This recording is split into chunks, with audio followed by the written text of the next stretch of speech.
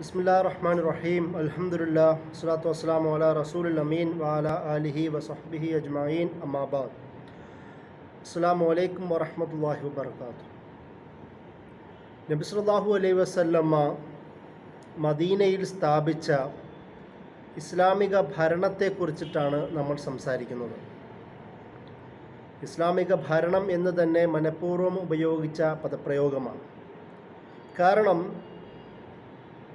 രാഷ്ട്രീയ ചിന്തകളെക്കുറിച്ച് ഉള്ള ചർച്ചകളിൽ ഏറ്റവും കൂടുതൽ ചർച്ച ചെയ്യപ്പെടുന്ന പദപ്രയോഗം എന്നത് സ്റ്റേറ്റ്, മലയാളത്തിലത് രാഷ്ട്രം എന്നുള്ള പദപ്രയോഗമാണ്.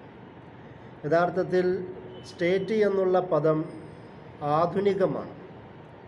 അതിന് യൂറോപ്യൻ സ്കോളേഴ്സ്, സ്റ്റേറ്റ് എന്നുള്ള കൺസെപ്റ്റിനെ കൂടുതൽ വിശദീകരിച്ച പണ്ഡിതന്മാരെല്ലാം അവരുടേതായ നിർവചനങ്ങളും വ്യാഖ്യാനങ്ങളും വിശദീകരണങ്ങളെല്ലാം നൽകിയിട്ടുണ്ട്.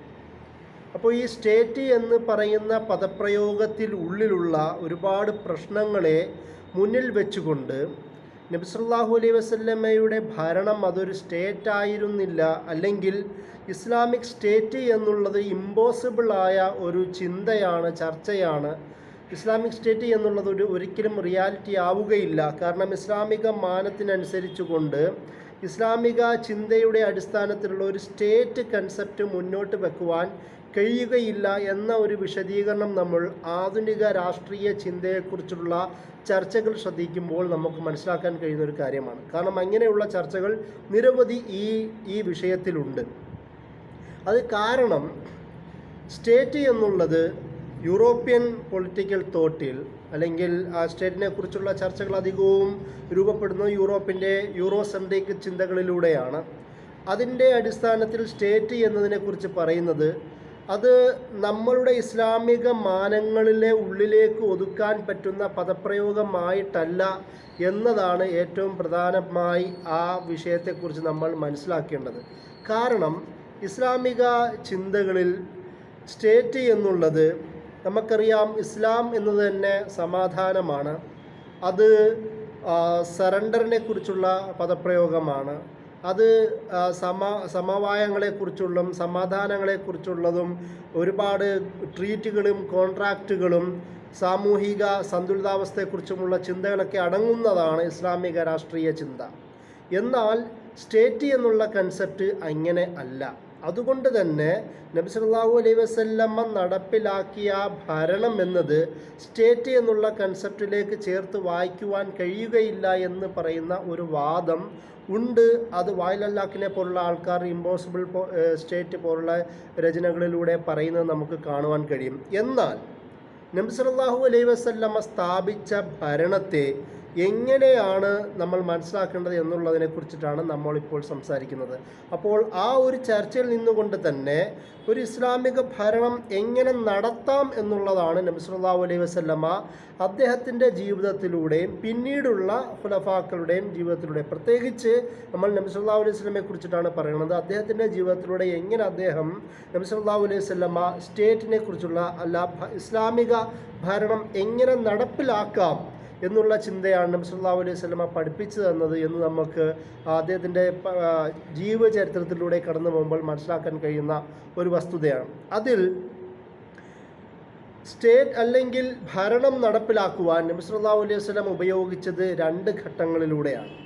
ഒന്നാമത് ഒരു സമൂഹ നിർമ്മാണമാണ്. നാഷണൽ ബിൽഡിംഗ് എന്നുള്ള മോഡേൺ പദപ്രയോഗം തന്നെ നമുക്ക് അതിന് ഉപയോഗിക്കാൻ പറ്റും. ഒരു സമൂഹത്തെ, ഒരു ഇസ്ലാം എന്ന ആശയത്തെ, പ്രത്യയശാസ്ത്രത്തെ പരിപൂർണമായി സ്വീകരിക്കുവാൻ പ്രാപ്തമായ ഒരു സമൂഹത്തിൻ്റെ നിർമ്മാണം നബി സല്ലല്ലാഹു അലൈഹി വസല്ലമ ആദ്യം നിർവഹിക്കുന്നു എന്നുള്ളതാണ് ഇതിൻ്റെ ആദ്യത്തെ പ്രധാനപ്പെട്ട പ്രത്യേകത. അതായത് ഇസ്ലാമിക ഭരണത്തിലേക്കുള്ള ആ ഒരു വളർച്ച ഒരു ഗ്രാജുവൽ ഗ്രൗത്ത് ആയിരുന്നു എന്നുള്ളതാണ്. അതിന് എങ്ങനെയാണ് നബി സല്ലല്ലാഹു അലൈഹി വസല്ലമ ആ ഒരു പ്രക്രിയ നിർവഹിച്ചത് എന്നും കൂടി നമ്മൾ മനസ്സിലാക്കേണ്ടതുണ്ട്. സ്വാഭാവികമായും ഇസ്ലാം എന്നത് ദഅവത്തിലൂടെയാണ് തുടങ്ങുന്നത്.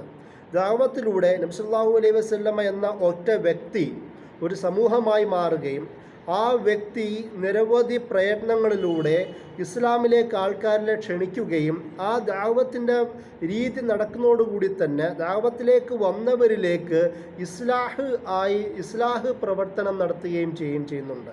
തർബിയത്തിലൂടെ, തസ്കിയത്തിലൂടെ ഈ തരത്തിലുള്ള വിവിധ ടേമുകളും മെത്തഡോളജിയും ഉപയോഗിച്ചുകൊണ്ട് നബി സല്ലല്ലാഹു അലൈഹി വസല്ലമ ഇസ്ലാമിലേക്ക് വന്ന പ്രതിനിധികളെ, മുസ്ലിങ്ങളെ, അവർക്ക് ആവശ്യമായ തരത്തിലുള്ള തർബിയത്തും തസ്കിയത്തും എംപവർമെൻറ്റും അതുപോലെ തന്നെ എൻലൈറ്റ്മെൻറ്റും, അങ്ങനെ നമ്മൾ വിളിക്കാൻ പറ്റുന്ന ഏകദേശം എല്ലാ തരം ചിന്തകളെയും അത് പ്രാപ്തമാക്കാൻ പറ്റുന്ന ഒരു മാനസിക അവസ്ഥ രൂപപ്പെടുത്തുവാനുള്ള തരത്തിലുള്ള പഠനങ്ങളാണ് നബി സല്ലല്ലാഹു അലൈഹി വസല്ലമ ആദ്യകാലത്ത്, അതായത് ഈ ഗ്രാജുവൽ ഗ്രോത്തിൻ്റെ നാഷണൽ ബിൽഡിങ്ങിൻ്റെ ഭാഗമായി ആദ്യം ചെയ്യുന്നത്. അതുകൊണ്ട് തന്നെയാണ് നമുക്കറിയാം സൂറ ഫുസ്സിലത്ത് പോലുള്ള ആയത്ത് നോക്കുക, എങ്ങനെയാണ് നബി സല്ലല്ലാഹു അലൈഹി വസല്ലം ഈ വിഷയം ചർച്ച ചെയ്യുന്നത് നമുക്കറിയാം. വമൻ അഹ്സനു ഖൗലൻ മിമ്മൻ ദാ ഇലല്ലാഹി വഅമില സ്വാലിഹൻ വഖാല ഇന്നനി മിനൽ മുസ്ലിമീൻ. ഒരു നബി സല്ലല്ലാഹു അലൈഹി വസല്ലം ഖുർആനിലൂടെ, അല്ലെങ്കിൽ ഖുർആൻ നബി സല്ലല്ലാഹു അലൈഹി വസല്ലമയിലേക്ക് അവതരിപ്പിച്ചു കൊടുത്തുകൊണ്ട് അള്ളാഹു വിശ്വാസി എങ്ങനായി മാറണമെന്നുള്ള പാഠം അതിലൂടെ പഠിപ്പിക്കുന്നുണ്ട്. ഏറ്റവും നല്ല വാക്ക് പറഞ്ഞവൻ ആര് എന്ന് അള്ളാഹു സുബ്ഹാനഹു വ തആല പരിചയപ്പെടുത്തുന്നത്, ഒന്ന് ദഅവത്ത് പ്രവർത്തിക്കുക, ദഅവത്ത് ചെയ്യുക. രണ്ട് ആമില സ്വാലിഹൻ, ഇസ്ലാഹ്, സൽക്കർമ്മം നടത്തുക. അത് സ്വയം തന്നെ ഇസ്ലാഹായി, സ്വയം തന്നെ മുസ്ലിഹായി മാറുന്ന, സ്വയം തന്നെ ബാക്കിയുള്ളവരെയും, സൽക്കർമ്മം എന്നുള്ള ഇസ്ലാമിൽ എന്നത് ഒരു സ്വന്തം കാര്യം മാത്രം ചെയ്ത് ജീവിക്കുന്നവരെ കുറിച്ചല്ല, സൽക്കർമ്മം ചെയ്യുന്ന പ്രവർത്തനത്തെ അല്ല സൽക്കർമ്മം എന്ന് പറയുന്നത്. ഒരു സമൂഹത്തെക്കുറിച്ചും തൻ്റെ ചുറ്റുപാടുമുള്ള ആൾക്കാരെക്കുറിച്ചും തന്നെക്കുറിച്ചും തൻ്റെ കൂടെയുള്ള ആൾക്കാരെക്കുറിച്ചും ലോകത്തെക്കുറിച്ചും ചിന്തിക്കുകയും അതിനുവേണ്ടി പ്രവർത്തിക്കുകയും ചെയ്യുന്നതിനും കൂടിയാണ് സൽക്കർമ്മം എന്ന് പറയുന്നത്. അതിനാണ് നമ്മൾ മറ്റൊരു ഭാഷയിൽ ഇസ്ലാഹി എന്നുള്ള പദം ഉപയോഗിക്കുന്നത്. വഖാല ഇന്നനി മിനൽ മുസ്ലിമീൻ, ഞാൻ മുസ്ലിങ്ങളിലാണ് പെട്ടവനാണ് എന്ന് പ്രഖ്യാപിക്കുകയും ചെയ്യുക. അതായത് ഒരു മുസ്ലിം ഐഡൻറ്റിറ്റി വളരെ ക്ലിയറായി, വളരെ വ്യക്തമായി രൂപപ്പെടുത്തുക. അതിൻ്റെ കൂടെ തന്നെ ദഅവത്ത് ഉണ്ടാവുക.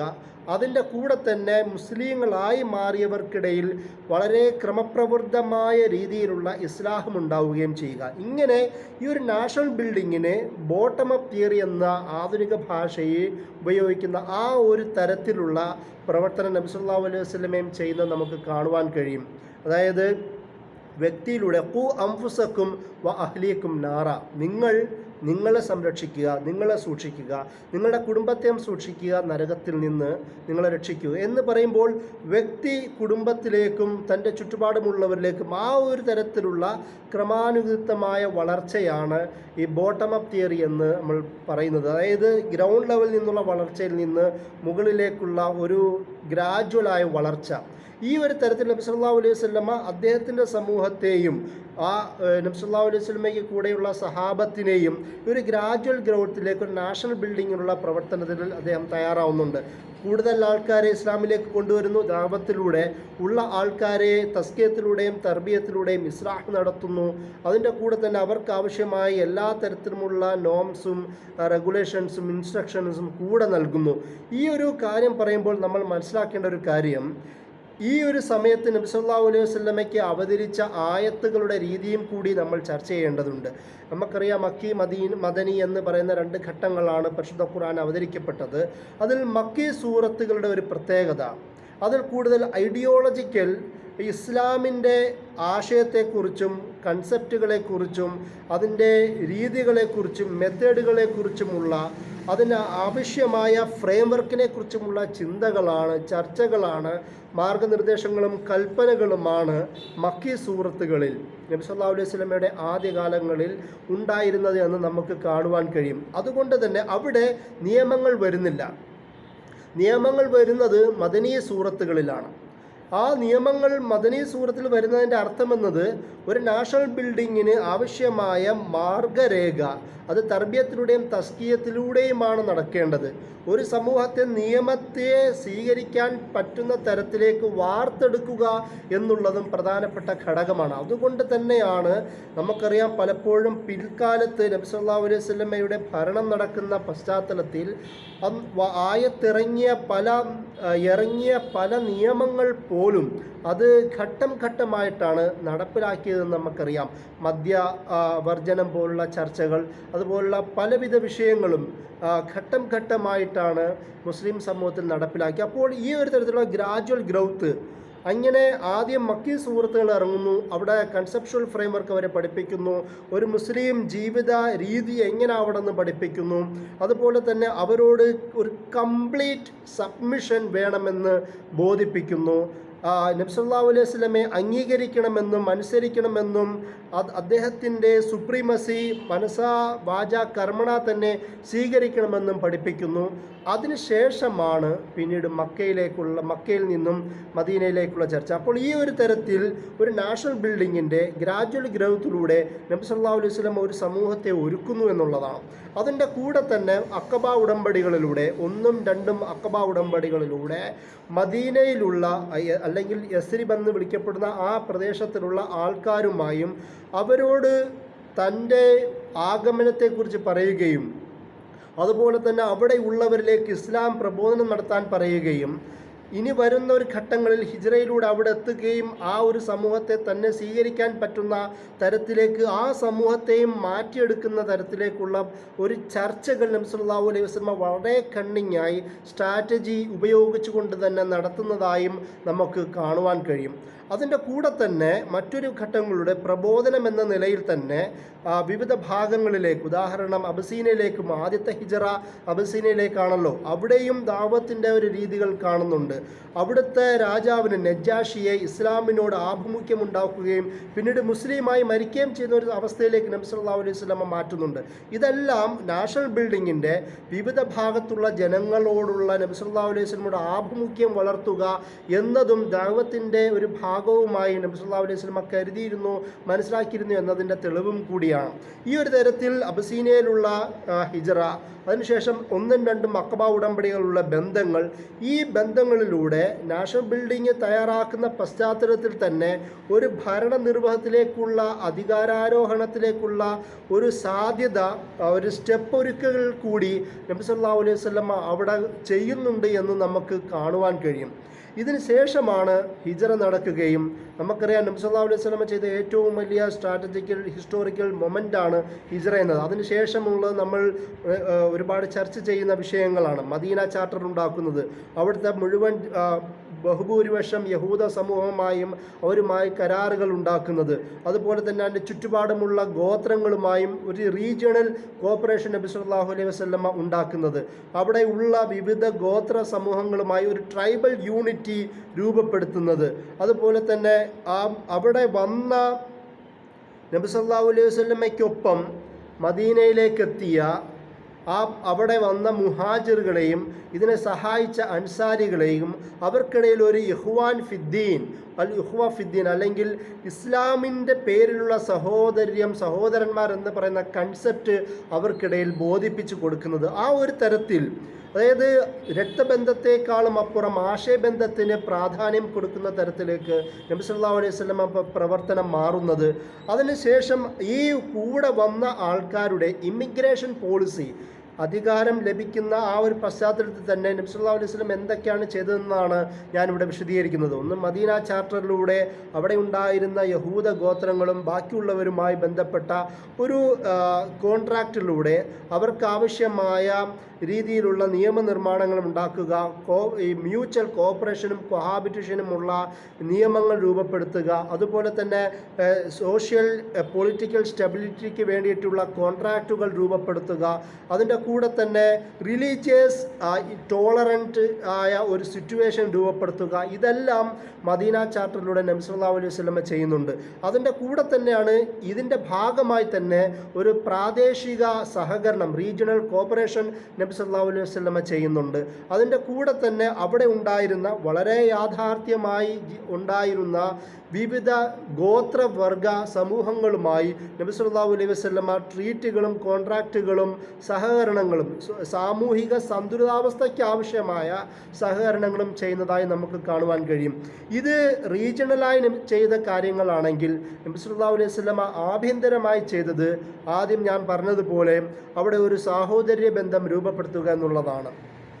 അതിൻ്റെ കൂടെ തന്നെ ഈ വന്നവർക്ക് അവരുടെ മദീനയിലുള്ള ജീവിതത്തിനാവശ്യമായ ഒരു അതായത് ഇൻഹാബിറ്റേഷൻ രൂപപ്പെടുത്തുക, അവർക്ക് ആവശ്യമായ ഇമിഗ്രേഷൻ പോളിസി രൂപപ്പെടുത്തുക എന്നുള്ളതും നബി സല്ലല്ലാഹു അലൈഹി വസല്ലമ ഭരണ നിർവഹണത്തിൻ്റെ ആദ്യഘട്ടങ്ങളിൽ ചെയ്ത കാര്യമാണ്. നമുക്കറിയാം, ഇമിഗ്രേഷൻ എന്ന് പറയുന്നത് അതിന് മൈഗ്രേഷൻ, ഇമിഗ്രേഷൻ, അതുമായി ബന്ധപ്പെട്ട കോൺഫ്ലിക്റ്റുകൾ ഇന്ന് ലോകത്തെ പ്രധാനപ്പെട്ട ചർച്ചാ വിഷയമാണ്. പക്ഷേ മദീനയിലേക്ക് വന്ന ആ വിഭാഗത്തെ വളരെ പെട്ടെന്ന് തന്നെ, ചെറിയ കാലയളവിൽ തന്നെ അവർക്കിടയിലുള്ള പ്രശ്നങ്ങൾ ഇല്ലാതാക്കുകയും അവരിൽ വിവാഹം രൂപപ്പെടുത്തുകയും ബിസിനസ്, അതുപോലെ തന്നെ വിവിധ തരത്തിലുള്ള വാണിജ്യ വ്യവസായ ബന്ധങ്ങൾ കോർപ്പറേഷനിലൂടെ ഉണ്ടാക്കിയെടുക്കുകയും അവർക്കാവശ്യമായ ഹൗസിംഗ് പ്രൊജക്റ്റ് പോലും ആവശ്യമായ വീടുകളിലേക്ക്, അൻസാരികളുടെ വീട്ടിലേക്ക് നബി സല്ലല്ലാഹു അലൈഹി വസല്ലം അവർക്ക് ഒരുക്കി കൊടുക്കുകയും അതുപോലെ തന്നെ അവരുടെ മാരിറ്റൽ അലയൻസ്, അൻസാരികൾ മദീനയിലുള്ള ആൾക്കാരുമായി മക്കയിലുള്ള മുഹാജിറുകൾക്ക് ഒരു മാരിറ്റൽ അലയൻസ് രൂപപ്പെടുത്തുകയും അതൊരു ബ്ലഡ് റിലേഷനിലേക്ക് നയിക്കുകയും അതിൻ്റെ കൂടെ തന്നെ അവരുടെ ആവശ്യമായ വിവിധ സാമൂഹിക, സാംസ്കാരിക തരത്തിലുള്ള എല്ലാ തരത്തിലുള്ള ഇമിഗ്രേഷൻ പോളിസി നബി സല്ലല്ലാഹു അലൈഹി വസല്ലമ ആ ഒരു ചെറിയ കാലയളവിൽ നിന്നുകൊണ്ട് തന്നെ പൂർത്തീകരിക്കുന്നതായി നമുക്ക് കാണുവാൻ കഴിയും. അത്രയും സുന്ദരമായി ഒരു തരത്തിലുമുള്ള മൈഗ്രേഷൻ, ഇമിഗ്രേഷൻ പ്രശ്നങ്ങളില്ലാതെ തന്നെ വളരെ പെട്ടെന്ന് തന്നെ സോൾവ് ചെയ്യുവാൻ നബി സല്ലല്ലാഹു അലൈഹി വസല്ലമയ്ക്ക് കഴിഞ്ഞു എന്നുള്ളതാണ് നബിയുടെ ആദ്യഘട്ടത്തിൽ നിന്ന് നമുക്ക് മനസ്സിലാക്കുവാൻ കഴിയുന്നത്. അതുപോലെ തന്നെ മസ്ജിദ് നബവിയുടെ നിർമ്മാണം പോലും ഒരു സെക്രട്ടേറിയറ്റ് എന്ന് നമുക്ക് ആധുനിക ഭാഷയിൽ വിളിക്കാൻ പറ്റുന്ന ഒരു ഷൂറാ സംവിധാനത്തിനും കൂടെ ഇരുന്നു കൊണ്ട് അവരോട് ചർച്ച ചെയ്തുകൊണ്ട് അവർക്കാവശ്യമായ നിയമനിർമ്മാണങ്ങൾക്ക് അവരുടെ തന്നെ സഹായം ആവശ്യപ്പെട്ടുകൊണ്ടും ഉപദേശ നിർദ്ദേശങ്ങൾ സ്വീകരിച്ചുകൊണ്ടും നബി സല്ലല്ലാഹു അലൈഹി വസല്ലമ തയ്യാറാക്കുന്നത്, ആ തീരുമാനമെടുത്തിരുന്നത് മസ്ജിദ് നബവിയിൽ നിന്നുകൊണ്ട് തന്നെയാണ്. അത് മുസ്ലിങ്ങളുടെ ഒരു കേന്ദ്രമായി പോലും മാറുന്ന ഒരു സാഹചര്യത്തിലേക്ക് എത്തിയിരുന്നു എന്നുള്ളതാണ്. ഒന്ന് ആലോചിച്ച് നോക്കുക. പലപ്പോഴും മുസ്ലിം ഇമാജിനേഷനിൽ, പോപ്പുലർ കൾച്ചറുകളിൽ കഅബയെക്കാളും മസ്ജിദ് നബവിക്കും നബി സല്ലല്ലാഹു അലൈഹി വസല്ലമ മസ്ജിദ് മദീനയിൽ ജീവിച്ചു എന്നതുകൊണ്ട് തന്നെ, അവിടെ മരണമടഞ്ഞു എന്നതുകൊണ്ട് തന്നെ മക്കയെക്കാളും പലപ്പോഴും പോപ്പുലർ കൾച്ചറിൽ പലപ്പോഴും മദീനയോടുള്ള സ്നേഹം, അതുപോലെ തന്നെ മസ്ജിദ് നബവിയോടുള്ള സ്നേഹം കൂടുതലായി നമുക്ക് കാണുവാൻ കഴിയും. ഈ ഒരു തരത്തിലേക്ക് മസ്ജിദ് നബവിയുടെ ഒരു സാന്നിധ്യം പോലും, നബി സല്ലല്ലാഹു അലൈഹി വസല്ലമയുടെ മദീനൻ സാന്നിധ്യം പോലും മാറിയിട്ടുണ്ട് എന്നുള്ളതാണ് ഇതിൻ്റെ ഏറ്റവും പ്രധാനപ്പെട്ട പ്രത്യേകത. അത് ഞാൻ നേരത്തെ വിശദീകരിച്ചതുപോലെ മസ്ജിദ് നബവി അതൊരു ശൂറയുടെ കേന്ദ്രമായി മാറുക, അതുപോലെ തന്നെ വിവിധ ആൾക്കാരെ പുറത്തുനിന്ന് വരുന്ന, വിവിധ രാജ്യങ്ങളിൽ നിന്ന് വരുന്ന, വിവിധ ഭരണകൂടങ്ങളിൽ നിന്ന് വരുന്ന പ്രതിനിധികളെ സ്വീകരിക്കാൻ പറ്റുന്ന ഒരു ഓഫീസ് എന്ന തരത്തിലുള്ള ഒരു സെൻ്ററായി പോലും മസ്ജിദ് നബവി മാറുന്നതായി നമുക്ക് കാണുവാൻ കഴിയും. ഈ ഒരു ഘട്ടത്തിലാണ്, അതായത് മദീനൻ ഘട്ടത്തിലാണ് നിയമങ്ങളുടെ രൂപീകരണം ഉണ്ടാവുന്നത്. നമ്മൾ ഇതൊരു കാര്യം പറയുമ്പോൾ ഇബ്നു ഖൽദൂൻ മുഖദ്ദിമയിൽ എങ്ങനെയാണ് ഖുർആൻ അവതരണം ഉണ്ടായത് എന്ന് പറയുന്നൊരു ഭാഗത്ത് അദ്ദേഹം വിശദീകരിക്കുന്നുണ്ട്. മാനസികമായ ബുദ്ധിമുട്ട് അനുഭവപ്പെടുന്ന സാഹചര്യത്തിൽ നബി സല്ലല്ലാഹു അലൈഹി വസല്ലമയ്ക്ക് അല്ലാഹു സുബ്ഹാനഹു വ തആല ചെറിയ സൂറത്തുകളിലൂടെ അവതരിച്ചു കൊടുക്കുന്നു.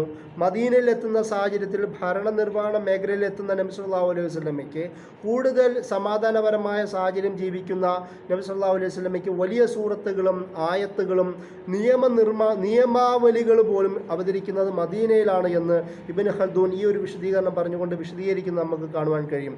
അത് നബിയുടെ നേരത്തെ പറഞ്ഞതുപോലെ ഗ്രാജുവൽ ബോട്ടം അപ്പ് തിയറിൻ്റെ ഭാഗമായി, അല്ലെങ്കിൽ ഒരു ഗ്രാജുവൽ ഗ്രോത്ത്, നാഷണൽ ബിൽഡിങ്ങിൻ്റെ ഗ്രാജുവൽ ഗ്രോത്ത് മദീനയിലെത്തിയതിന് ശേഷം നിയതമായ നിർണയിക്കപ്പെട്ട ഒരു സമൂഹം ലഭിക്കുകയും അവർക്ക് മേൽ വളരെ എളുപ്പമായും ഒരു പ്രയാസവുമില്ലാതെ പ്രയാസരഹിതമായും നിയമനിർമ്മാണം നടപ്പിലാക്കുവാൻ പറ്റുന്ന ഒരു സാഹചര്യം നബി സല്ലല്ലാഹു അലൈഹി വസല്ലമ മദീനയിൽ ഒരുക്കി എന്നുള്ളതും കൂടിയാണ് മദീനയിൽ ആയത്തിറങ്ങുന്നതിൻ്റെ, നിയമാവലികൾ ഇറങ്ങുന്നതിൻ്റെ പ്രധാന കാമ്പും കൂടി എന്നത് നമ്മൾ മനസ്സിലാക്കേണ്ടതുണ്ട്.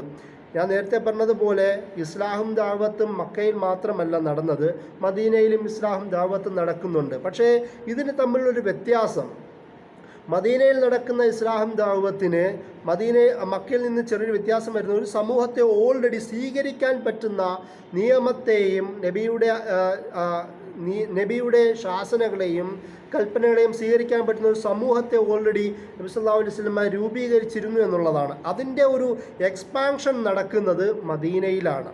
അതുകൊണ്ട് തന്നെയാണ് അവിടെയും ഇതേ ദാവത്തും ഇതേ ഇസ്ലാഹും നടക്കുന്നതായും നമുക്ക് കാണുവാൻ കഴിയും.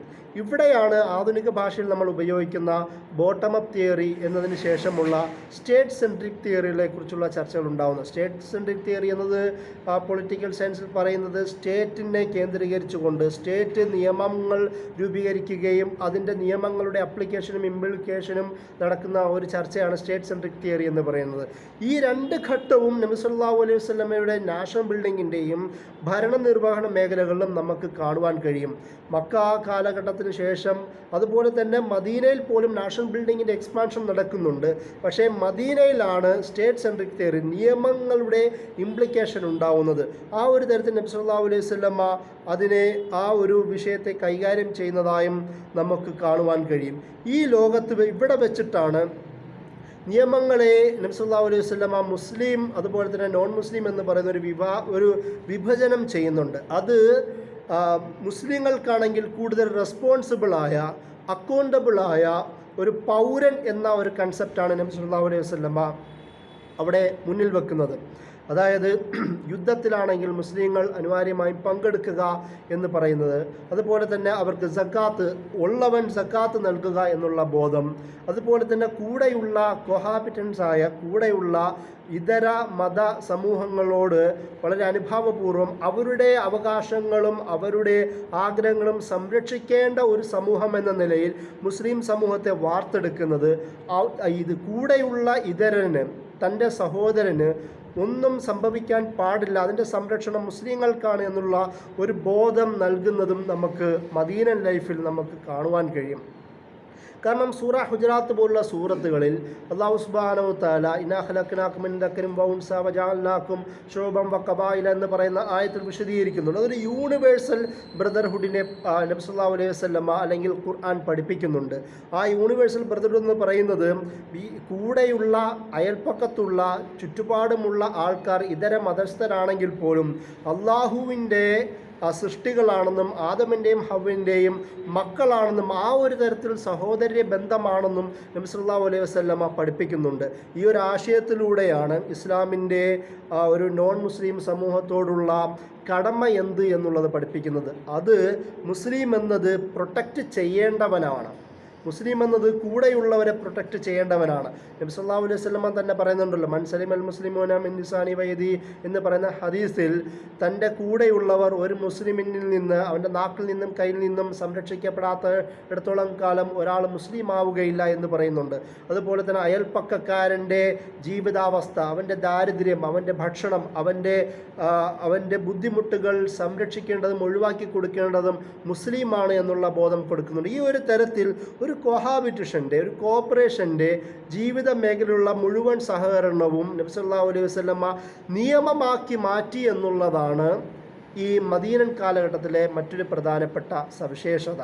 അത് മുസ്ലിങ്ങൾക്ക് ഈ തരത്തിലുള്ള ഒരു റെസ്പോൺസിബിളായ ഒരു അതുപോലെ തന്നെ അക്കൗണ്ടബിളായ ഒരു ബോധം കൊടുക്കുന്നുണ്ട്. കുല്ലുക്കും റായിൻ വ കുല്ലുക്കും മസ്ഊലിൻ അൻ റഅയതി. നബി സല്ലല്ലാഹു അലൈഹി വസല്ലമ പറയുന്നത്, നിങ്ങളെല്ലാവരും ഉത്തരവാദിത്തമുള്ളവരാണ്, എല്ലാവരും അവരുടെ കീഴിലുള്ള കാര്യങ്ങളിൽ അള്ളാഹു ചോദിക്കും എന്ന്, അല്ലെങ്കിൽ അതിന് അക്കൗണ്ടബിൾ ആണ് എന്നുള്ള പാഠം നബി സല്ലല്ലാഹു അലൈഹി വസല്ലമ നൽകുന്നുണ്ട്. സുമ്മല തുസ്അലുന്ന യൗമൈദിൻ അനിൻ നഈം, തങ്ങൾക്ക് ലഭിച്ച എല്ലാ അനുഗ്രഹങ്ങളെക്കുറിച്ചും അള്ളാഹു ചോദിക്കുമെന്ന് പറയുന്ന ആയത്തും ഇതിനോട് ചേർത്ത് വായിക്കേണ്ടതാണ് എന്നുള്ളത്. അപ്പോൾ ഈ ഒരു തരത്തിലുള്ള ആയത്തുകളിലൂടെ അതുപോലെ തന്നെ നബി സല്ലല്ലാഹു അലൈഹി വസല്ലമയുടെ ശാസനകളുടെയും നിർദ്ദേശങ്ങളിലൂടെയും ഒരു മുസ്ലിം സമൂഹം കൂടെയുള്ളവരോട് ഏത് തരത്തിലുള്ള പെരുമാറ്റമാണ് രൂപപ്പെടുത്തേണ്ടത് എന്ന് അള്ളാഹു സുബ്ഹാനഹു വ തആലയും നബി സല്ലല്ലാഹു അലൈഹി വസല്ലമയും മദീനൻ കാലഘട്ടത്തിൽ പഠിപ്പിക്കുന്നതായും നമുക്ക് കാണുവാൻ കഴിയും. അതുകൊണ്ട് തന്നെയാണ് അവിടുത്തെ സമൂഹത്തിൻ്റെ വിവിധ വിഭാഗങ്ങളായി വേർതിരിക്കുന്നത് നമുക്ക് കാണാം. ഒന്ന്, യഹൂദ ക്രിസ്തീയ സമൂഹത്തെ അഹ്ലുൽ കിതാബ് എന്നുള്ള പേരുകൊണ്ട് പരാമർശിക്കുന്നു. അതായത് മുൻകാലങ്ങളിൽ വേദഗ്രന്ഥം ലഭിച്ച സമൂഹം എന്ന നിലയിൽ അവരോട് ഒരു ആദർശപരമായ ഒരു ആഭിമുഖ്യം കാണിക്കുന്നതായി നമുക്ക് കാണുവാൻ കഴിയും. അതുപോലെ തന്നെ ബാക്കിയുള്ളവരെ മുശ്രിക്ക് എന്നുള്ള പദത്തിനേക്കാളും അപ്പുറം അവരെ അല്ലാതെ നോൺ മുസ്ലിം എന്നുള്ള ഒരു കൺസെപ്റ്റിലൂടെയാണ് വിശദീകരിക്കുന്നത്. എന്നാൽ പോലും അഹ്ലി കിതാബുകാർക്ക് കൂടുതൽ ഒരു പ്രാമുഖ്യം, അതായത് ഒരുപക്ഷെ മദീനയിൽ കൂടുതൽ ഉണ്ടായിരുന്നത് യഹൂദ വംശജരായിരുന്നതും ഒരുപക്ഷെ ഇതിൻ്റെ ഒരു മറ്റൊരു കോണ്ടക്സ്റ്റിലാവാം എന്ന് ഞാൻ ആലോചിക്കുകയാണ്. ഈ ഒരു തരത്തിൽ അവരോട് വിവിധ കവനൻ്റുകളിലൂടെ, ട്രീറ്റുകളിലൂടെ, മദീന ചാർട്ടറിലൂടെ കൂടെ തന്നെ, സഹീഫ അൽ മദീനയിൽ കൂടെ തന്നെ അവരുമായി കൂടുതൽ ബന്ധങ്ങൾ ഉണ്ടാക്കുന്നത് നമുക്ക് കാണുവാൻ കഴിയും. അതുപോലെ വിവിധ മദീനയുടെയും മദീനയുടെ ചുറ്റുപാടുമുള്ള വിവിധ ഭാഗങ്ങളിലുള്ള യഹൂദ ക്രിസ്ത്യൻ സമൂഹങ്ങളുമായി വേറെയും തരത്തിലുള്ള കൊവനൻറ്റുകൾ, ട്രീറ്റുകൾ, എഗ്രിമെൻറ്റുകൾ നബി സല്ലല്ലാഹു അലൈഹി വസല്ലം നടത്തുന്നതായും ചരിത്രത്തിലുണ്ട്. സുമേറിയൻ ക്രിസ്ത്യാനികളാവട്ടെ, കോപ്റ്റിക്കൻ ക്രിസ്ത്യാനികളാവട്ടെ, അതുപോലെ തന്നെ മെസപ്പൊട്ടോമിയൻ ക്രിസ്ത്യാനികളാവട്ടെ, ഫലസ്തീനിയൻ ക്രിസ്ത്യാനികളാവട്ടെ, അന്ന് ചുറ്റുപാടുമുള്ള വിവിധ ക്രിസ്ത്യൻ സമൂഹങ്ങളുമായും ഇതേപോലുള്ള എഗ്രിമെൻ്റ് നബി സല്ലല്ലാഹു അലൈഹി വസല്ലം നടത്തുന്നു. യഹൂദ സമൂഹങ്ങളുമായും എഗ്രിമെൻറ്റുകൾ നബി സല്ലല്ലാഹു അലൈഹി വസല്ലം നടത്തുന്നതും നമുക്ക് കാണുവാൻ കഴിയും. ഇത് സാമൂഹിക രാഷ്ട്രീയ മേഖലകളിലുള്ള ഒരു സന്തുലിതാവസ്ഥ രൂപപ്പെടുത്തുക, രാഷ്ട്രീയ സന്തുലിതാവസ്ഥ രൂപപ്പെടുത്തുക, ഇതരനോടുള്ള സ്നേഹം അത് ഇസ്ലാമിൻ്റെ ആശയത്തിൻ്റെ അടിസ്ഥാനത്തിൽ തന്നെ രൂപപ്പെടുത്തുക എന്നുള്ളതുമാണ് ഈ തരത്തിലുള്ള വിവിധ മതസമൂഹങ്ങളുടെ ബന്ധങ്ങളിലൂടെ നബി സല്ലല്ലാഹു അലൈഹി വസല്ലം പഠിപ്പിക്കുന്നത്. അതിൻ്റെ കൂടെ തന്നെയാണ് യുദ്ധങ്ങളെക്കുറിച്ചുള്ള ചർച്ചയും നമ്മൾ മനസ്സിലാക്കേണ്ടതുണ്ട്. പലപ്പോഴും നബി സല്ലല്ലാഹു അലൈഹി വസല്ലമയുടെ കാലത്തുള്ള യുദ്ധങ്ങൾ ഡിഫെൻസീവായ, ഒഫെൻസീവ് അല്ല. കാരണം രണ്ട് തരത്തിലുള്ള ടൈറ്റിലുകൾ യുദ്ധവുമായി ബന്ധപ്പെട്ട ചർച്ചകളുടെ ആധുനിക പൊളിറ്റിക്കത്തോട് നമുക്ക് കാണുവാൻ കഴിയും. ഒന്ന് ഡിഫെൻസീവായ മെക്കാനിസവും മറ്റൊന്ന് ഒഫെൻസീവായ മെക്കാനിസവും. നബി സല്ലല്ലാഹു അലൈഹി വസല്ലമയുടെ ജീവിതത്തിൽ പ്രത്യേകമായി അത് പലപ്പോഴും അത് ഡിഫെൻസീവായ തരത്തിലുള്ള മെക്കാനിസമായിരുന്നു, യുദ്ധങ്ങളോടുള്ള സമീപനമായിരുന്നു എന്ന് നമുക്ക് കാണുവാൻ കഴിയും. അതുകൊണ്ട് തന്നെ ആ യുദ്ധ മേഖലകളിൽ നിരവധി കോഡ് ഓഫ് കണ്ടക്റ്റുകൾ നബി സല്ലല്ലാഹു അലൈഹി വസല്ലമ നിയമാവലികൾ തന്നെ രൂപീകരിച്ചിട്ടുണ്ട്. അത് ആ നിയമാവലികളിൽ പ്രകൃതിയോടുള്ള ബന്ധം, മരങ്ങളും വൃക്ഷങ്ങളും ഇതേപോലെ ഇങ്ങനെയുള്ളതൊന്നും നശിപ്പിക്കാൻ പാടില്ല എന്ന് പറയുന്ന പ്രകൃതിയോടുള്ള ഒരു കമ്മിറ്റ്മെൻറ്റ് ഈ യുദ്ധത്തിൻ്റെ നിയമാവലികൾ നമുക്ക് കാണുവാൻ കഴിയും. അതുപോലെ തന്നെ മറ്റൊന്ന് വിവിധ ഇതര മതസമൂഹങ്ങളുടെ ആരാധനാലയങ്ങൾ, അവരുടെ കനീസകളാവട്ടെ, അതുപോലെ തന്നെ ചർച്ചുകളാവട്ടെ, ക്രിസ്ത്യൻ യഹൂദ സെനഗോഗുകളാവട്ടെ, ബാക്കിയുള്ള ആരാധനകളാണ്, ഇതൊന്നും തൊടാൻ പാടില്ല, യുദ്ധസമയത്ത് അതിൽ തൊടാൻ പാടില്ല എന്ന് പറയുന്നു. ഒരു അനർഹമായി വൃദ്ധരെയോ സ്ത്രീകളെയോ കുട്ടികളെയോ അറ്റാക്ക് ചെയ്യാൻ പാടില്ല, വധിക്കാൻ പാടില്ല എന്ന് പറയുന്ന നിയമവും നമുക്കറിയാം. ഇങ്ങനെ യുദ്ധം ചെയ്യുന്ന സാഹചര്യത്തിൽ പോലും അതിനാവശ്യമായ തരത്തിലുള്ള കോഡ് ഓഫ് കണ്ടക്റ്റുകൾ നബി സല്ലല്ലാഹു അലൈഹി വസല്ലമ ചെയ്യുന്നത് നമുക്ക് കാണുവാൻ കഴിയും. അതിൻ്റെ കൂടെ തന്നെ ജിസിയ മറ്റൊരു വിഷയമാണ്. സക്കാത്ത് മുസ്ലിങ്ങൾക്ക് യോഗ്യരായ കൊടുക്കാൻ പറ്റുന്ന ആൾക്കാർക്ക് സക്കാത്ത് കൊടുക്കുക എന്ന് പറയുന്ന ഒരു വിഭാഗത്ത് തന്നെ അത് ബൈത്തുൽ മാലിലേക്ക്, ഒരു ഇസ്ലാമിൻ്റെ ട്രഷറിയിലേക്ക് പോകുന്ന പോലെ തന്നെ നോൺ മുസ്ലിം സമൂഹത്തിൽ നിന്ന് അവരുടെ പ്രൊട്ടക്ഷൻ ആവശ്യമായ തരത്തിൽ വെച്ചുകൊണ്ട് തന്നെ നബി സല്ലല്ലാഹു അലൈഹി വസല്ലം അവരിൽ നിന്ന് ജിസിയ വാങ്ങുന്നതായും നമുക്ക് കാണുവാൻ കഴിയും. ഇത് ആധുനിക ഭാഷയിൽ പലപ്പോഴും സെക്കൻഡ് സിറ്റിസൺ, തേർഡ് സിറ്റിസൺ എന്നുള്ള പദപ്രയോഗങ്ങളിലൂടെ ജിസിയയെ ആരോപിക്കുന്നത് നമുക്ക് കാണുവാൻ കഴിയും. പക്ഷേ ജിസിയ നബി സല്ലല്ലാഹു അലൈഹി വസല്ലമയുടെ കാലത്ത് അത് നടപ്പിലാക്കുന്നത് അത് തരുന്ന ആൾക്കാരുടെ കാര്യത്തിൽ ഇസ്ലാമിക ഭരണം അവരുടെ കാര്യത്തിൽ റെസ്പോൺസിബിൾ ആണ് എന്നുള്ള ബോധം നൽകുക, ആ ബോധം നിലനിർത്തുക എന്നതിൻ്റെ അടിസ്ഥാനത്തിലാണ് അവരിൽ നിന്ന് ജിസിയ വാങ്ങുന്നത് എന്നതാണ് ഇസ്ലാമിൻ്റെ അടിസ്ഥാന ഘടകം. അതുപോലെ തന്നെ നബി സല്ലല്ലാഹു അലൈഹി വസല്ലമയുടെ മറ്റൊരു പ്രധാനപ്പെട്ട ഭാഗമാണ് വിവിധ മതസമൂഹങ്ങളുമായി ബന്ധപ്പെട്ട നബിയുടെ ഡിപ്ലോമാറ്റിക് റിലേഷൻസും കൂടി ഇതിൻ്റെ വിഷയവുമായി ബന്ധപ്പെട്ട് നമ്മൾ മനസ്സിലാക്കേണ്ടതുണ്ട്. അതായത് ഇസ്ലാമിക ഭരണം നബി നടപ്പിലാക്കുന്നത് ഒരു കണ്ടെയ്ൻഡ് ആയ, ഉള്ളിൽ മാത്രം ഒതുങ്ങുന്ന, ഒരു വിഭാഗത്തോടും ഒരു സമൂഹത്തോടും മാത്രം ഒതുങ്ങുന്ന ഒരു കാര്യമായിട്ടല്ല. ഇസ്ലാം എന്നത് ഇന്ന ദീന ഇൻദല്ലാഹിൽ ഇസ്ലാം എന്ന് നബി സല്ലല്ലാഹു അലൈഹി വസല്ലമ പഠിപ്പിക്കുന്നു. അതുപോലെ തന്നെ ഇസ്ലാം എന്നതാണ് ഏറ്റവും ശരിയായ വ്യവസ്ഥയെന്നും ആശയമെന്നും എല്ലാം ധാർമ്മിക ധാരയെന്നും നബി സല്ലല്ലാഹു അലൈഹി വസല്ലമ പഠിപ്പിക്കുന്നു. അത് ഈ ഒരു ആശയത്തെ എക്സ്പോർട്ട് ചെയ്യുക എന്നതും നബി സല്ലല്ലാഹു അലൈഹി വസല്ലമയുടെ ജീവിതത്തിൽ ഉണ്ടായിട്ടുണ്ട് എന്നുള്ളതും കൂടി മറ്റൊരു പ്രധാനപ്പെട്ട വസ്തുതയാണ്. അത് ഞാൻ നേരത്തെ പറഞ്ഞതുപോലെ നജ്ജാഷിയുമായിട്ടുള്ള ബന്ധങ്ങളിലൂടെ, അതുപോലെ തന്നെ കിസ്രയുമായിട്ടുള്ള ബന്ധങ്ങളിലൂടെ, മുക്കൗക്കിസ്, കിസ്ര റോമൻ എംപയർ കിസ്രയുമായിട്ടുള്ള കത്തിടപാടുകളിലൂടെ, ഈജിപ്തിലെ മുക്കൗക്കിസുമായിട്ടുള്ള ബന്ധങ്ങളിലൂടെ, അതുപോലെ തന്നെ ഇറാൻ ഭാഗത്തുള്ള ഖുസ്രോവുമായിട്ടുള്ള ബന്ധങ്ങളിലൂടെ, ഇങ്ങനെ വിവിധ തരത്തിലുള്ള മുഴുവൻ ഭരണാധികാരികളുമായിട്ടുള്ള ബന്ധങ്ങൾ നബി സല്ലല്ലാഹു അലൈഹി വസല്ലമ നടപ്പിലാക്കുന്നുണ്ട്. അവർക്ക് സത്യസന്ദേശം അറിയിച്ചു കൊടുക്കുവാനുള്ള പ്രവർത്തനങ്ങൾ, ആ ഒരു ആശയത്തിന് പ്രാമുഖ്യം നൽകുന്നുണ്ട്. അതിൻ്റെ കൂടെ തന്നെ റീജിയണൽ കോർപ്പറേഷനുമായി ബന്ധപ്പെട്ട വിഷയങ്ങളിൽ ചുറ്റുപാടുമുള്ള ഗോത്ര സമൂഹങ്ങളുമായി നബി സല്ലല്ലാഹു അലൈഹി വസല്ലമ കരാറുകളും കത്തിടപാടുകളും നടത്തുന്നതായും നമുക്ക് ചരിത്രത്തിൽ കാണുവാൻ കഴിയും. ഈ ഒരു തരത്തിൽ ഡൊമസ്റ്റിക് പോളിസിയുടെ സംരക്ഷണവും അതിൻ്റെ ഒരു ആഭ്യന്തര സുരക്ഷയും മുന്നിൽ വെക്കുന്നത് പോലെ തന്നെ നബി സല്ലല്ലാഹു അലൈഹി വസല്ലമ ഇസ്ലാമിൻ്റെ സന്ദേശം എക്സ്റ്റേണൽ പവറുകൾക്ക്, പുറത്തുള്ള ശക്തികൾക്ക് എത്തിച്ചു കൊടുക്കുന്ന ഒരു പ്രവർത്തനവും കൂടി നമുക്ക് അദ്ദേഹത്തിൻ്റെ ജീവിതത്തിൽ കാണുവാൻ കഴിയും. ഈ ഒരു തരത്തിൽ ശരീഅത്തിൻ്റെ ഇംപ്ലിമെൻറ്റേഷൻ മുസ്ലിം സമൂഹത്തിനെ പ്രാപ്തമാക്കിയ ശേഷം നടപ്പിലാക്കുക, കൂടെയുള്ള ഇതര നോൺ മുസ്ലിം സമൂഹങ്ങളുമായും അവർക്കുള്ള കോൺട്രാക്റ്റുകളും കവനൻറ്റുകളും രൂപപ്പെടുത്തുക, ഇതെല്ലാം നബി സല്ലല്ലാഹു അലൈഹി വസല്ലമയുടെ ജീവിതത്തിൽ നടക്കുന്നുണ്ട്. ഈ ഒരു ചർച്ച ഇതായിരുന്നു നബി സല്ലല്ലാഹു അലൈഹി വസല്ലമയുടെ ഭരണത്തിൻ്റെ പ്രധാനപ്പെട്ട സവിശേഷതകൾ.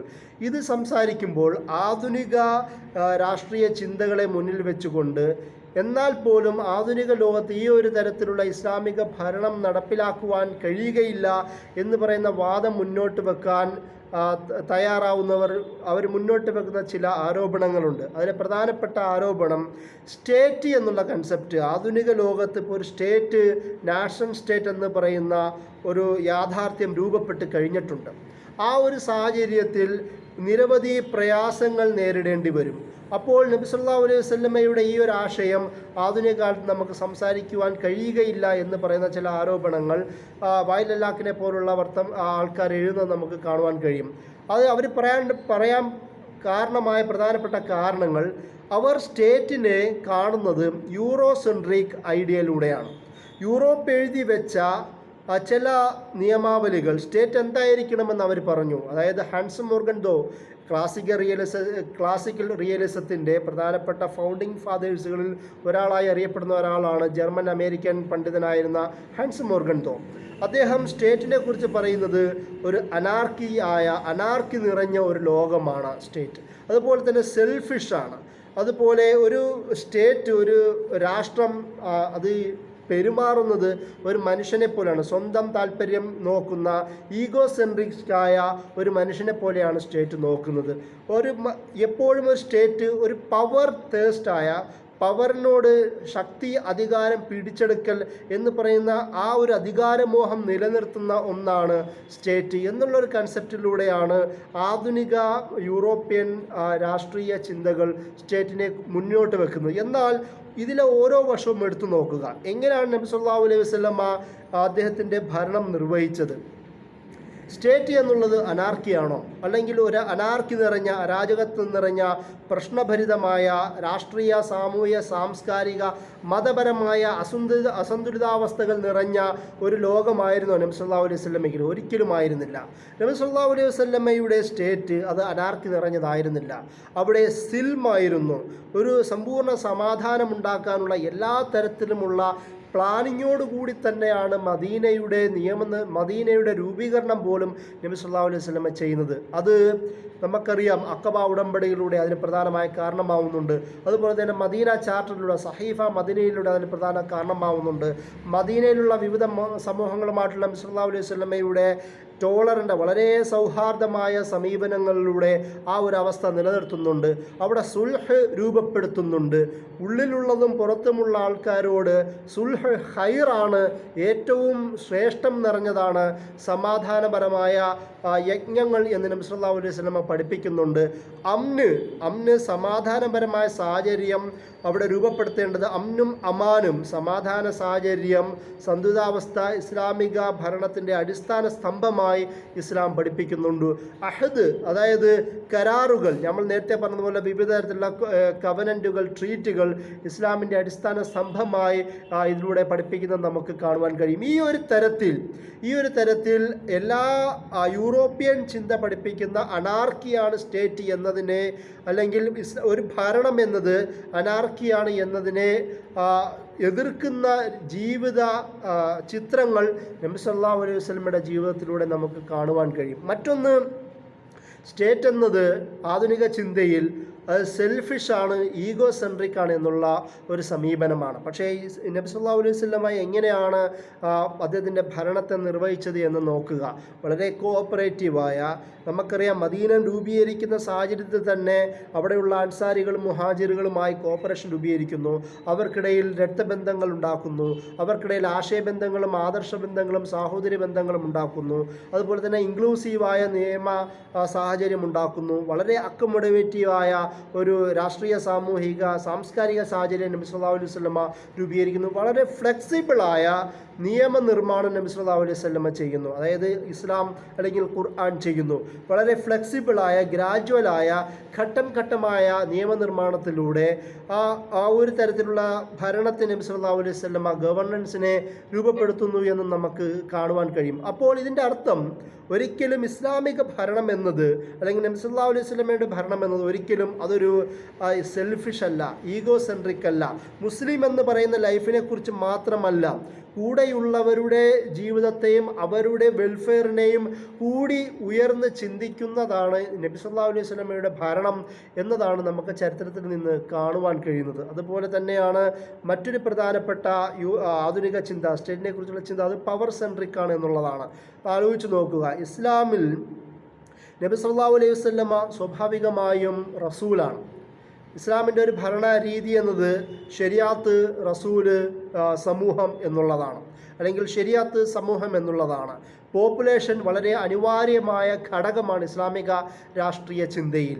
പോപ്പുലേഷൻ ഇല്ലാതെ, അവരുടെ സഹകരണമില്ലാതെ, ഡിസിഷൻ മേക്കിങ്ങിലാവട്ടെ, പ്ലാനിങ്ങിലാവട്ടെ, സ്ട്രാറ്റജി മേക്കിങ്ങിലാവട്ടെ, അതിൻ്റെ ഇംപ്ലിമെൻറ്റേഷനിലാവട്ടെ, സമൂഹത്തിൻ്റെ പാർട്ടിസിപ്പേഷനും റെപ്രസെൻറ്റേഷനും അവരുടെ അനുവാദവും അല്ലെങ്കിൽ അവരുടെ രൂപീകരണവും സിസ്റ്റമാറ്റിക്കായ അവരുടെ വളർച്ചയും ഇല്ലാതെ ഒരിക്കലും ഇസ്ലാമിക ഭരണം നടപ്പിലാക്കുവാൻ കഴിയുകയില്ല. അതുകൊണ്ടാണ് ഞാൻ ആദ്യം അതിനെ ഒരു ഗ്രാജുവൽ ഗ്രോത്തായ ബോട്ടം അപ്പ് തിയറിയിലേക്ക് ഞാൻ അതിനെ വിശദീകരിച്ചത്. അപ്പോൾ ആ ഒരു തരത്തിലാണ് നബി സല്ലല്ലാഹു അലൈഹി വസല്ലം സമൂഹത്തെ വളർത്തിയത്. ഈ ഒരു സമൂഹത്തിൻ്റെ സഹകരണത്തോടുകൂടി, ഷൂറ സംവിധാനത്തിലൂടെ, മസ്ജിദ് നബവിയുടെ രൂപീകരണത്തിൻ്റെ പ്രധാനപ്പെട്ട ഒരു കാരണവും കൂടി അതായിരുന്നു എന്ന് ഞാൻ വിശദീകരിച്ചിരുന്നു. അപ്പോൾ ഒരു അതോറിറ്റിയുടെ, പോപ്പുലേഷൻ്റെ സഹകരണവും കൂടി നബി സല്ലല്ലാഹു അലൈഹി വസല്ലം അതോറിറ്റി അല്ലെങ്കിൽ നിയമാവലികളുടെ ഇംപ്ലിക്കേഷനിലും അപ്ലിക്കേഷനിലും നബി കൂടെ ഉപയോഗിച്ചിരുന്നു എന്ന് നമുക്ക് കാണുവാൻ കഴിയും. അതാണ് ഷൂറയിലൂടെ നമുക്ക് കാണുവാൻ കഴിയുന്നത്. അല്ലെങ്കിൽ ഒരു റസൂൽ എന്ന നിലയിൽ സ്വന്തമായി തീരുമാനങ്ങൾ ഉണ്ടാക്കുകയും ആരുടെ ഉപദേശങ്ങളും പരിഗണിക്കാതെ സ്വന്തമായി നിയമം നടപ്പിലാക്കാൻ പറ്റുന്ന അധികാരം ഉപയോഗിക്കാമായിരുന്നു. ആ ഒരു തരത്തിലുള്ള അതോറിറ്റേറിയനായ ഒരു സമൂഹം, ഒരു സമീപനമായിരുന്നില്ല നബി സല്ലല്ലാഹു അലൈഹി വസല്ലമ ചെയ്തത് എന്ന് നമുക്ക് കാണുവാൻ കഴിയും. ഇത് പവർ സെൻട്രിക് അല്ല, അതായത് പവർ തേസ്റ്റായ, പവറിനോടുള്ള ഗ്രീഡിയായ, അധികാരമോഹം കാണിക്കുന്ന ഒരു രീതി ആയിരുന്നില്ല നബി സല്ലല്ലാഹു അലൈഹി വസല്ലമയുടെ ലൈഫ് അല്ലെങ്കിൽ മദീനൻ ഭരണം എന്ന് നമുക്ക് ഈ ഒരു ചർച്ചയിലൂടെ മനസ്സിലാക്കുവാൻ പറ്റും. മറ്റൊരു പ്രധാനപ്പെട്ട പ്രത്യേകത, യൂറോപ്യൻ ചിന്തകളിൽ ഒരു സോഷ്യൽ കോൺട്രാക്റ്റ് എന്ന് പറയുന്ന ചർച്ചകൾ നമുക്ക് കാണുവാൻ കഴിയും. പൊളിറ്റിക്കൽ സയൻസിലെ മറ്റൊരു പ്രധാനപ്പെട്ട മേഖലയാണ് സാമൂഹിക കരാറുകളെക്കുറിച്ചുള്ള ചർച്ച. ലൂക്ക് പോലുള്ള, ഹോബ്സ് പോലുള്ള ആൾക്കാർ സോഷ്യൽ കോൺട്രാക്റ്റ്, സമൂഹവും അധികാരവുമായി ബന്ധപ്പെട്ട കൊള്ളക്കൊടുക്കളെക്കുറിച്ചുള്ള ചർച്ചകൾ നടത്തുന്നത് കാണുവാൻ കഴിയും. പക്ഷേ അവരുടെ ചർച്ചകളിൽ പോലും അടിമകൾക്കോ സ്ത്രീകൾക്കോ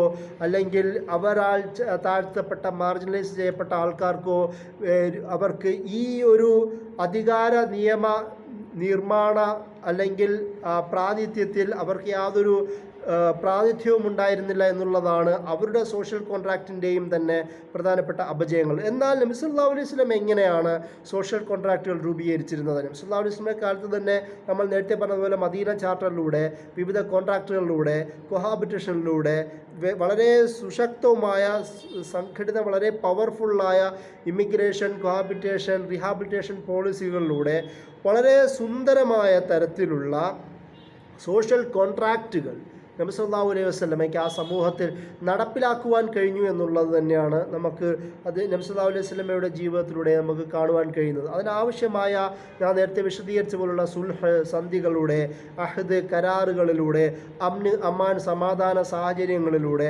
കവനൻറ്റുകളിലൂടെ നബി സല്ലല്ലാഹു അലൈഹി വസല്ലമയ്ക്ക് ഈ ആധുനിക പൊളിറ്റിക്കൽ തോട്ടിൽ പറയുന്ന സോഷ്യൽ കോൺട്രാക്റ്റിനേക്കാളും വളരെ ഭദ്രമായി തന്നെ നബി സല്ലല്ലാഹു അലൈഹി വസല്ലമയുടെ കാലത്ത് അദ്ദേഹത്തിന് അത് വളരെ പൂർത്തിയായി നിർവഹിക്കുവാൻ കഴിഞ്ഞു എന്നുള്ളതും കൂടി നബി സല്ലല്ലാഹു അലൈഹി വസല്ലമയുടെ ഭരണത്തിൻ്റെ മറ്റൊരു പ്രധാനപ്പെട്ട സവിശേഷതയാണ്. അതുപോലെ തന്നെ ഇസ്ലാമുമായി ബന്ധപ്പെട്ട, ഇസ്ലാമിൻ്റെ ഭരണവുമായി ബന്ധപ്പെട്ട ചർച്ചകളിൽ ഏറ്റവും പ്രധാനമായി ഉയർന്നു വരുന്ന ഒരു ആരോപണം കൂടിയാണ് തിയോക്രസി, മതരാഷ്ട്രവാദം എന്നുള്ള പദപ്രയോഗം. ഒന്ന് ആലോചിച്ച് നോക്കുക. ഇസ്ലാം അല്ലെങ്കിൽ നബി സല്ലല്ലാഹു അലൈഹി വസല്ലമ പ്രധാനമായും ഏറ്റവും കൂടുതൽ എടുത്ത് പറഞ്ഞത് റുഹ്ബാനും അഹ്ബാറും പോലുള്ള പദപ്രയോഗങ്ങളാണ്. ഖുർആൻ തന്നെ പല ഭാഗങ്ങളിൽ യഹൂദ ക്രിസ്ത്യൻ സമൂഹങ്ങൾ അവർക്കിടയിൽ ഉണ്ടായിരുന്ന പൗരോഹിത്യ വർഗം, പൗരോഹിത്യ വിഭാഗം അവർക്കിടയിൽ നിയമങ്ങൾ ഉണ്ടാക്കുകയും ആ നിയമങ്ങളുടെ ആ സമൂഹത്തെ വളരെ പ്രശ്നങ്ങൾ ഉണ്ടാക്കുന്ന ഒരു സാഹചര്യത്തെ പരിശുദ്ധ ഖുർആൻ തന്നെ പല ഭാഗങ്ങളിൽ പരാമർശിക്കുന്നുണ്ട്. അതുകൊണ്ട് തന്നെ നബി സല്ലല്ലാഹു അലൈഹി വസല്ലം പറഞ്ഞു, ലാ റഹ്ബാനിയത്ത് ഫിൽ ഇസ്ലാം, ഇസ്ലാമിൽ പൗരോഹിത്യമില്ല. ഒരു പൗരോഹിത്യം എന്നത് പറയുന്നത് സ്വാഭാവികമായും അത് ഈ യൂറോപ്യൻ ലൈഫ് സ്റ്റൈലിൽ, അവരുടെ രാഷ്ട്രീയ എക്സ്പീരിയൻസിൽ, അനുഭവങ്ങളിൽ അവിടെ പൗരോഹിത്യം എന്ന് പറയുന്നത് പാപ്പൽ അതോറിറ്റിയുടെ, ചർച്ച് മേധാവിത്വത്തിൻ്റെ കീഴിലുള്ള ഭരണകൂടങ്ങളായിരുന്നു, ക്രിസ്ത്യൻ ഭരണകൂടങ്ങളായിരുന്നു. അതുകൊണ്ട് തന്നെയാണ് അവസാനം വെസ്റ്റ്ഫാലിയൻ തിയറി എന്ന് പറഞ്ഞ 1600കളിൽ അവിടെയുള്ള യൂറോപ്പിലെ ക്രിസ്ത്യൻ രാജകുടുംബങ്ങൾ ഒന്നിച്ചു കൂടുകയും അതോടുകൂടി തന്നെ പാപ്പൽ അതോറിറ്റിയുമായി, പോപ്പ് അതോറിറ്റിയുമായിട്ടുള്ള ബന്ധങ്ങൾ ഇല്ലാതാക്കുകയും അത് സെക്യുലറിസം എന്ന് പറയുന്ന ചിന്തകൾക്ക് വഴിതെളിക്കുകയും ചെയ്തു എന്ന് നമുക്ക് ചരിത്രത്തിൽ കാണുവാൻ കഴിയും. അതിന് കാരണം ഇവരുടെ അനധികൃതമായ കയ്യേറ്റങ്ങൾ, അവരുടെ അനീതികൾ, അവരുടെ ഇൻടോളറൻസ്, അസഹിഷ്ണുത, അവരുടെ വളരെ അഗ്രസീവായ പെരുമാറ്റങ്ങൾ, അവരുടെ പക്ഷപാതപരമായ നിലപാടുകൾ, അവരുടെ ക്രൂരതകൾ, അവരുടെ ഇങ്ങനെ ഈ തരത്തിലുള്ള നെഗറ്റീവായ ഒരുപാട് പ്രശ്നങ്ങൾ അവർ ചെയ്തതിൻ്റെ ഭാഗമായിട്ടാണ് പിന്നീട് വെസ്റ്റ്ഫാലിയൻ ട്രീറ്റി ഉണ്ടാവുന്ന ഒരു സാഹചര്യത്തിലേക്ക് വരുന്നത്. അതുകൊണ്ട് തന്നെയാണ് തിയോക്രസി എന്ന് പറയുന്ന ചർച്ചയെ ഉയർത്തിക്കൊണ്ടുവരികയും ആ തരത്തിലുള്ള ഭരണകൂടങ്ങൾ അത് മാനവിക വിരുദ്ധമായ ഭരണകൂടങ്ങളാണെന്നുള്ള ഒരു ചിന്തയിലേക്ക്, ഒരു കൺക്ലൂഷനിലേക്ക് യൂറോപ്യൻ ഫിലോസഫേഴ്സ്, പൊളിറ്റിക്കൽ ഫിലോസഫേഴ്സും എത്തിച്ചേർന്നത്. പക്ഷേ ഇസ്ലാം എങ്ങനെയാണ്? ഇസ്ലാം ഒരിക്കലും, അതുകൊണ്ട് തന്നെ നബി സല്ലല്ലാഹു അലൈഹി വസല്ലം പറഞ്ഞ ലാ റഹ്ബാനിയത്ത് ഫിൽ ഇസ്ലാം, പൗരോഹിത്യത്തിന് ഇസ്ലാമിൽ സ്ഥാനമില്ല. അങ്ങനെ ഒരാൾക്ക് അനീതി ഉണ്ടാക്കുവാൻ കഴിയുകയില്ല.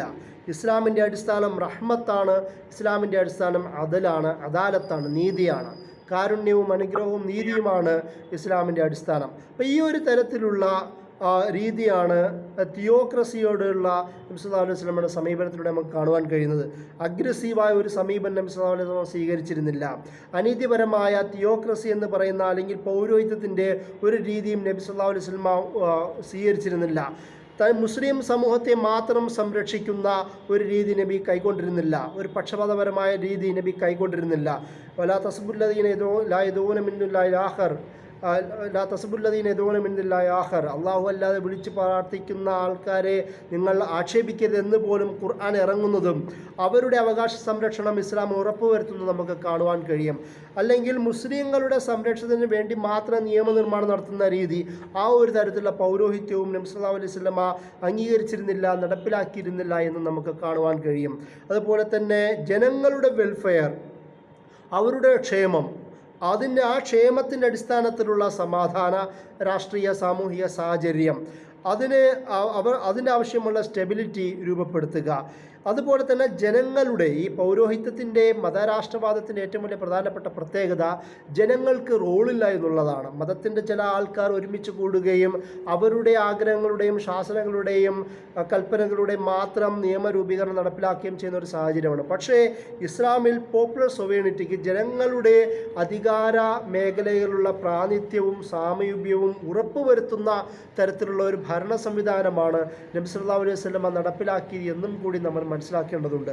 മറ്റൊരു പ്രധാനപ്പെട്ട ആരോപണം അല്ലെങ്കിൽ ഒരു ചർച്ച ട്രൈബലിൽ നമ്മളിപ്പോൾ അറിയാം, ആധുനിക സോഷ്യൽ മീഡിയയിലെല്ലാം അവർ പ്രധാനമായി ഉപയോഗിക്കുന്ന ഒരു പദം, ട്രോൾ ചെയ്യാൻ ഉപയോഗിക്കുന്ന ആറാം നൂറ്റാണ്ടിലെ 7-ാം നൂറ്റാണ്ടിലെ ഗോത്രവർഗ നിയമങ്ങളാണ് ഈ മുസ്ലിങ്ങൾ കൊണ്ടു നടക്കുന്നത് എന്നുള്ള വരുന്ന ചർച്ചയിലൂടെയാണ്. അത് ഈ ട്രൈബലിസത്തിൽ എന്ന് പറയുന്ന ചർച്ചയെക്കുറിച്ചിട്ടുള്ള വിശദീകരണങ്ങളാണ് ഈ ട്രോളുകളിലൂടെ രൂപപ്പെടുന്നത്. പക്ഷേ ഒന്ന് ആലോചിച്ച് നോക്കുക, ഇസ്ലാമിൽ ഒരിക്കലും നബി സല്ലല്ലാഹു അലൈഹി വസല്ലമ ഏതെങ്കിലും ഒരു ഗോത്രത്തിന് പ്രാമുഖ്യം നൽകിയിട്ടില്ല, ഏതെങ്കിലും ഒരു ഗോത്രത്തിന് പ്രയോറിറ്റി നൽകിയിട്ടില്ല, ഏതെങ്കിലും ഒരു ഗോത്രത്തിൻ്റെ ആൾക്കാർക്കോ അവരുടെ ആഗ്രഹങ്ങൾക്കോ അവരുടെ അവകാശങ്ങൾക്കും വലിയ മുൻഗണന നൽകിയിട്ടില്ല.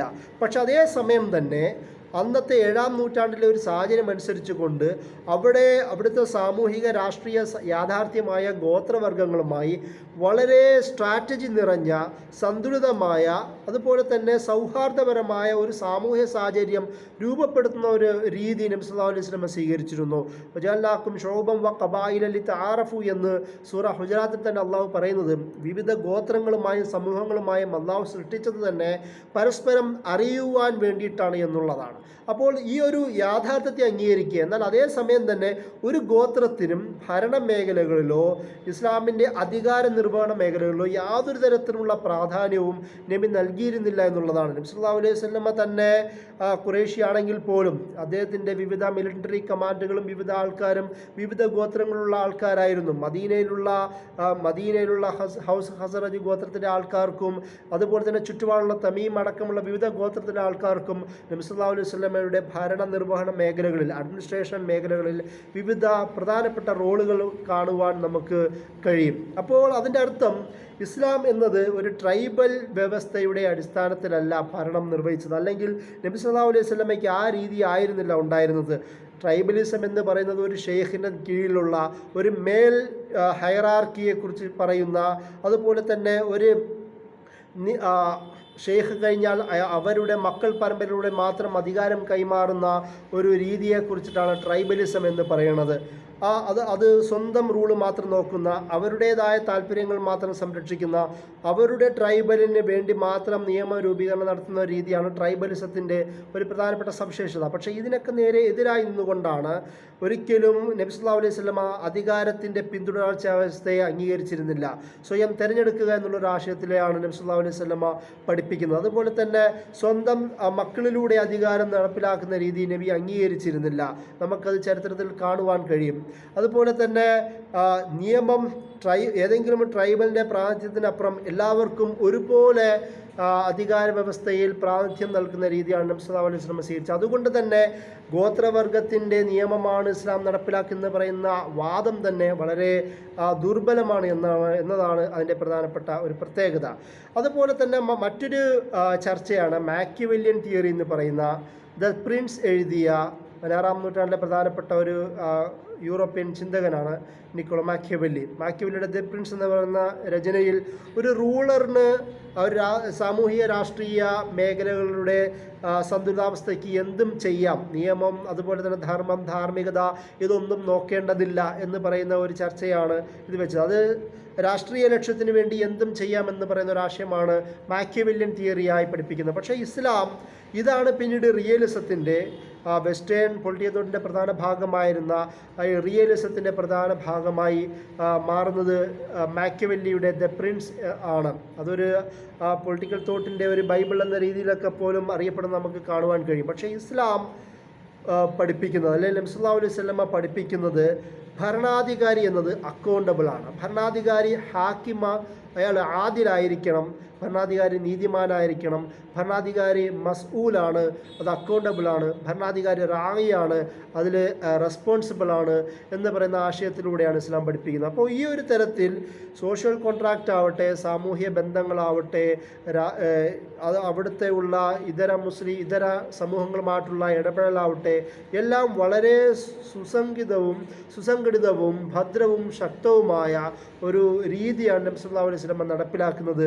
ഇതെല്ലാം തൗഹീദ് എന്ന് പറയുന്ന ആശയത്തിൻ്റെ അടിസ്ഥാനത്തിലാണ് നബി ഈ നിയമനിർമ്മാണവും സാമൂഹിക നിർമ്മാണവും എല്ലാം ചെയ്തത് എന്നതും കൂടി ഈ നബി സല്ലല്ലാഹു അലൈഹി വസല്ലമയുടെ ഭരണനിർവഹണത്തിൻ്റെ പ്രധാനപ്പെട്ട പ്രത്യേകതയാണ്. വാഖിർ ദഅ്വാനാ അൽഹംദുലില്ലാഹി റബ്ബിൽ ആലമീൻ. അസ്സലാമു അലൈക്കും.